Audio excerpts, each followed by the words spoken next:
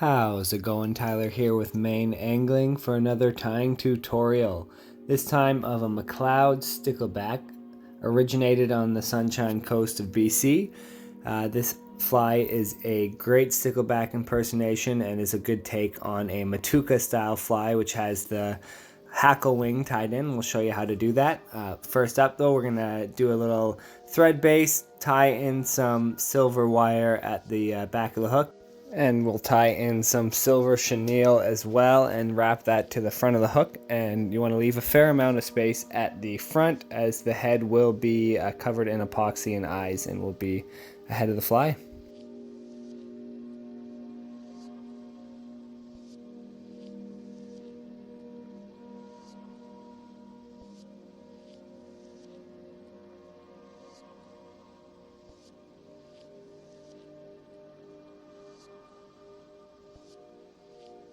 Once you have the chenille secured, I'm going to show you how I prep these feathers for tying on. So you want to match their lengths up and then cut off the butt ends of them.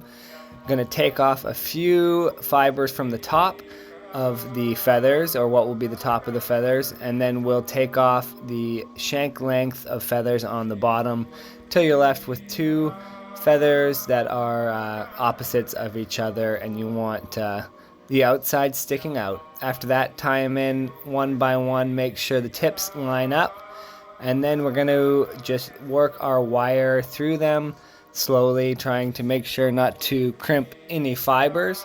And I find I like to do a little half wrap of wire on the chenille before I start to go through the feather. That way it doesn't crimp it downwards too much.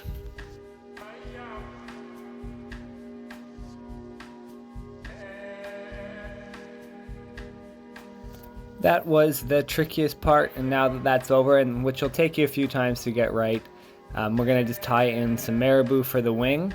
After that, we'll tie in a red throat. This time I'm using some pheasant, but you can use marabou just as well.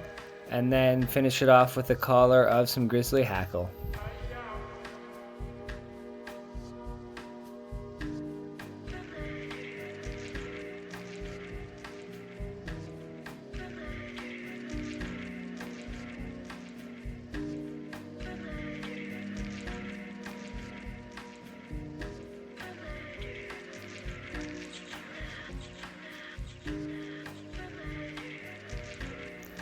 Going through this process, you actually want to leave a fairly large head, and larger than you usually would, because that'll be used to build an epoxy head. Originally it used whiteout and Sharpie to make the eyes, but I prefer to use stick-on eyes and some UV cure epoxy. That's all there is to it. It'll take a few times for you to master it, but it's a great pattern to have in your box. And